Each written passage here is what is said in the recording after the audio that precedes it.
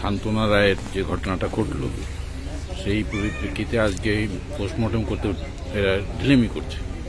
এই টোটাল বিষয়টা নিয়ে কি বলবেন? সম্পূর্ণ রাজ্য সরকারের স্বাস্থ্য ব্যবস্থার ব্যর্থতায়, তাদের দায়সারা মনোভাবের কারণেই হচ্ছে শান্তনা রায়ের মৃত্যু হয়েছে। এটা একটা লুট কারবার চলছে স্বাস্থ্য ব্যবস্থা। এটা এত বড় একটা মেডিকেল কলেজ, সেখানে একটা পোর্টেবল ডায়ালিসিসের কোনো ব্যবস্থা নেই। এটা হতে পারে? তার জন্য মারা গেল। এটার জন্য দায়ী রাজ্য সরকার, এটার জন্য দায়ী কেন্দ্র সরকার। দিনের পর দিন এই যে দেখছি এখন বিজেপির কে এমএলএ ঘুরে বেড়াচ্ছে, এদেরও তো দায় রয়েছে। এদের দায় নেই? স্বাস্থ্য ব্যবস্থা ভেঙে পড়ছে। এরা কি করলো? এরা দেখেনি?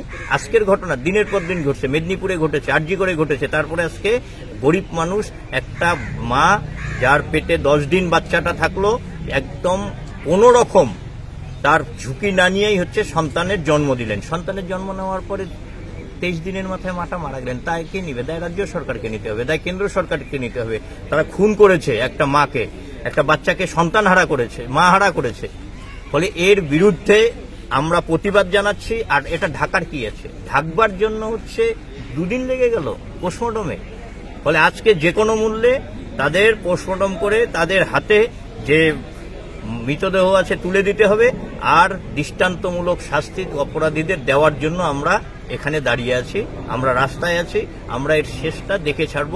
কারণ যারা দোষী, যারা লুট করছে, ব্যবসা করছে স্বাস্থ্য ব্যবস্থাকে কেন্দ্র করে, যারা হচ্ছে এই ব্যবস্থার সাথে দীর্ঘদিন যাবৎ যুক্ত হয়েছে, তাদের প্রত্যেকেরই দৃষ্টান্তমূলক শাস্তি চাই। তবে শেষ কথা শুনে নেন, 2 সরকার, কেন্দ্র রাজ্য সরকার, 2 সরকারকেই এই মৃত্যুর দায় নিতে হবে। কোনো রকম ভাবে ঢাকা যাবে না এই মৃত্যু। জলপাইগুড়ি প্রসূতি মায়ের যে মৃত্যু, সেই সম্পর্কে আপনি কি বলবেন?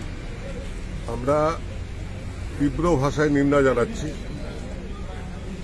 স্বাস্থ্য দপ্তর যে একটা ঘুঘুর বাসা, আবার এটা প্রমাণ হয়ে গেল।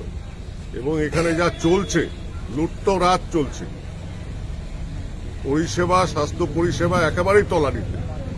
একটা পোর্টেবল ডায়ালিসিস মেশিনের অভাবে একটি প্রসূতি মা মারা গেছে, এটি দুঃখের আর কি হতে পারে?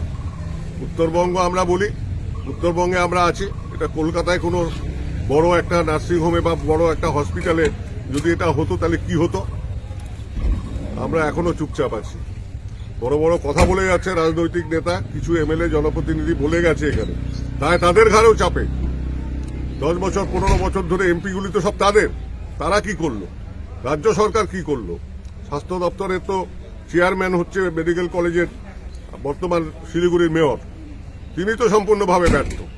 কেন আনতে পারলেন না? আজকে বলছে 42 লক্ষ টাকার একটা প্রজেক্ট সাবমিট করা হয়েছে। একটা পোর্টেবল ডায়ালিসিস মেশিনের অভাবে একটা আইসিইউর ভিতরে একটি প্রসূতি মা মারা যাচ্ছে। একটা সুস্থ মা সুস্থভাবে যে সন্তানের জন্ম দিল, তারপরে তার এই চিকিৎসা ব্যবস্থার পরিণতির কারণে তার মৃত্যু। এই যে ঘটনার উপযুক্ত তদন্ত, একদম এই তদন্ত বিচার বিভাগীয় তদন্ত হওয়া দরকার।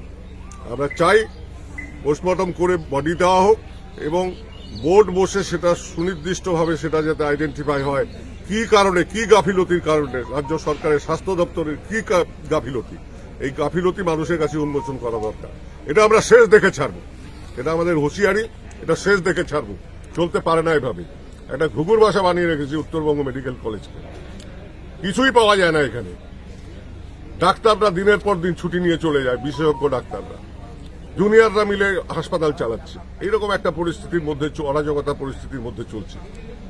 এইরকম আমরা চাই যে এর জন্য দায়ী কেন্দ্র এবং রাজ্য উভয় সরকার। আমাদের সুনির্দিষ্ট বিচার চাই আমরা। এই ঘটনা তদন্ত হোক এবং বিচার হোক।